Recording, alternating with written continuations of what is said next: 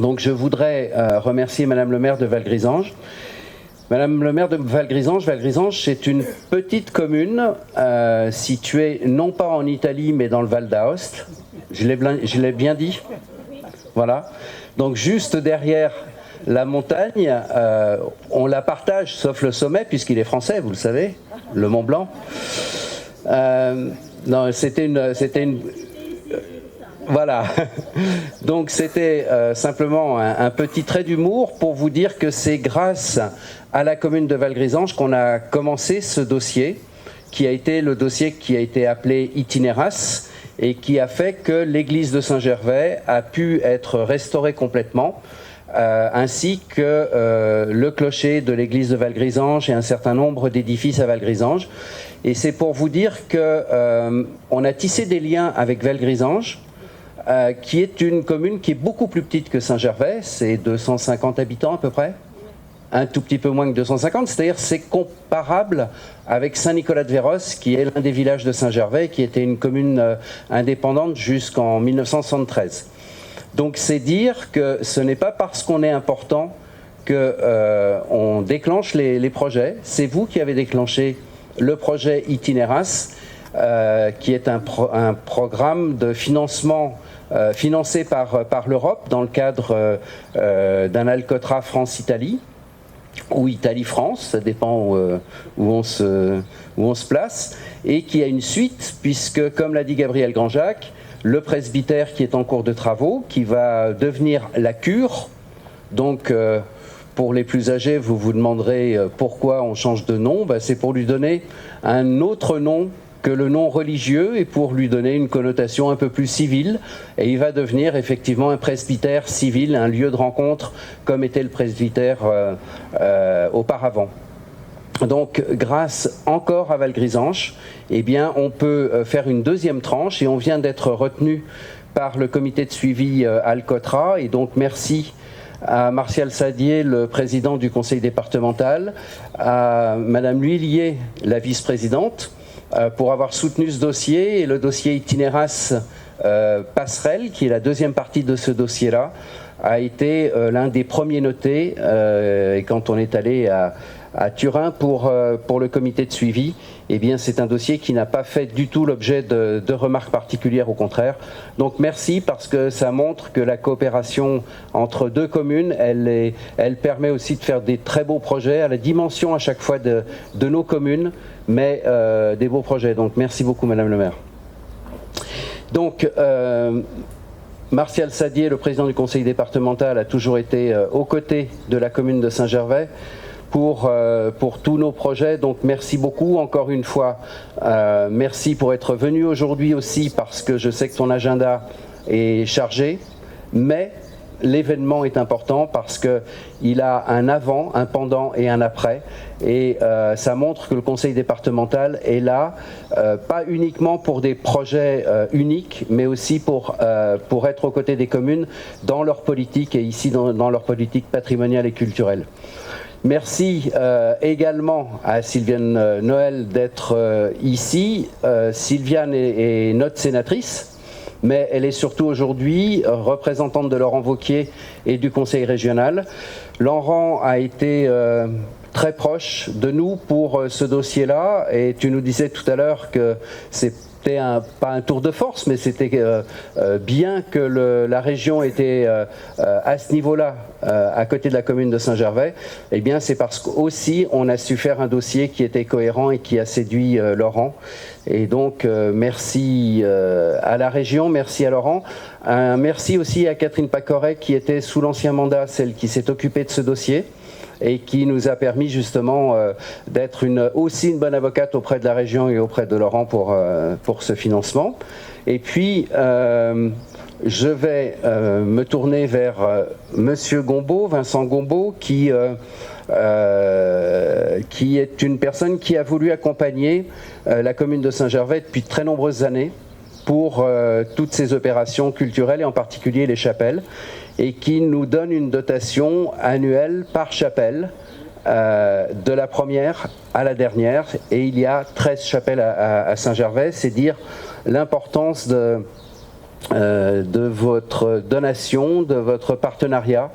Et sans vous, on aurait eu beaucoup plus de mal à faire ces dossiers, parce que 13 chapelles, une chapelle, alors je disais avant, un rond-point c'est 1 million, une église c'est 4 millions, une chapelle c'est entre 200 et 350 000 euros la chapelle. Et quand vous en verrez la dimension tout à l'heure, vous vous direz ça fait cher le mètre carré, on est bien au pays du Mont-Blanc. Voilà.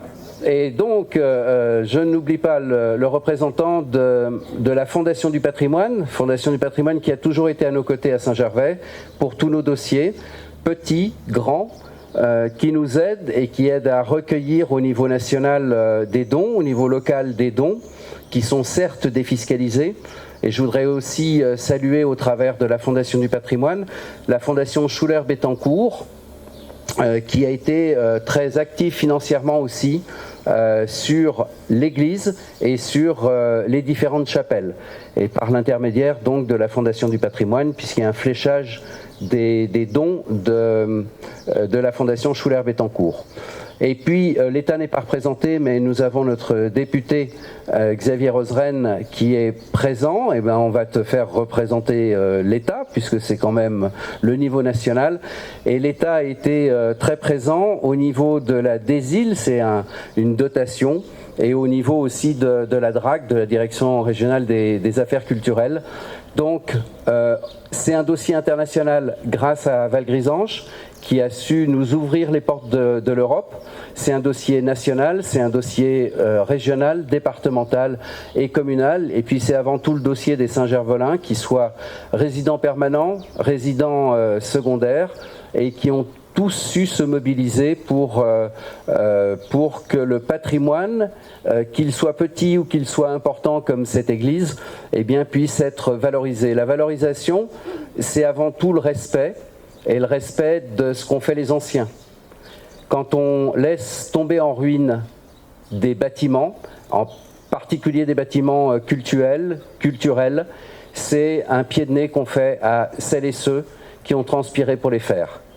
Et aujourd'hui, certes, on est dans une commune qui a des moyens financiers, mais le choix financier qui a été fait par la collectivité, par le conseil municipal tout entier, c'est justement de consacrer une partie de son budget à la restauration. Alors c'est vrai que je ne suis pas, comme on dit, gauche, pour aller chercher des partenaires financiers. Comme me le souffle le président, je peux être très pénible. Mais l'essentiel, c'est le résultat et qu'on soit tous fiers, parce qu'en fait, c'est l'utilisation. On ne fait que gérer l'argent des autres, hein, quelles que soient nos collectivités, c'est pas notre argent. Eh bien, c'est aussi important qu'on retrouve l'argent que vous versez les uns et les autres, que nous versons, et qu'on le retrouve en écriture sur les bâtiments qu'on a restaurés. Et puis je voudrais saluer bien évidemment le travail qui est important des maîtres d'œuvre successifs pour tous les bâtiments qu'on a restaurés, et puis des entreprises donc pour cette tranche de chapelle qui comprend donc 5 chapelles. C'était le cabinet d'architecte Archipat qui a assuré la maîtrise d'œuvre, messieurs Robin et Pinonce. La maçonnerie, c'est une entreprise spécialisée dans ce type de travail, c'est l'entreprise Comte. La charpente et la toiture, c'est Eurotoiture. La menuiserie, c'est la menuiserie Vaublanc-Vaganais. Les cloches SAE. L'électricité Partners. Les décors peints in situ, mesdames Bigan et Bordereau. Et les retables, le groupement Art Restauro, qui est composé de Stéphane Crène, Nadia Bertoni, et Laura Morel et Augustin Laforêt. La restauration des peintures, c'était l'atelier Rosini. Le lot art graphique, le groupement Marie Messager et Lucille Hyacinthe. Et nous tapaient sur les doigts les bureaux de contrôle, Alpes Contrôle et APAV, qui voulaient nous imposer une isolation RT 2021, une toiture, voilà, ben on a fait des chapelles et donc merci pour votre collaboration et votre compréhension, mais ça reste des chapelles qui sont là depuis 2 siècles et voilà, on les a simplement remis au goût du jour. Alors je vous parlais du financement et pour ne pas être plus long, puisque la journée la matinée va consister à aller de chapelle en chapelle pour voir toute la richesse, les différences et puis voir aussi les gens qui habitent autour, parce que ce ne sont pas des chapelles réservées à quelques-uns, ce sont des chapelles qui font partie de la vie des hameaux et dans lesquelles il y a encore parfois des cultes, parfois des recueillements, parfois des bénédictions. Et c'est la raison pour laquelle j'ai demandé au père Dupertuis, qui est le curé de la paroisse, de venir ce matin et de bénir ces chapelles. Mais là, je vous ai rien dit parce que j'ai pas le droit de vous le dire, puisque je reste un civil et j'ai pas le droit de prendre parti. C'est ça ? Bon. Mais je trouve que c'est important parce que ces chapelles ont eu un rôle et je pense que c'est important aussi qu'il y ait ce geste-là puisqu'elles font partie de notre culture religieuse. Donc le coût total des travaux, ça a été pour ces 5 chapelles 1 547 000. Le conseil départemental a apporté sur cette partie d'opération 273 000. La région Auvergne-Rhône-Alpes 477 750. L'État a fait 2 dotations, le DESIL 240 940, la DRAC 16 670.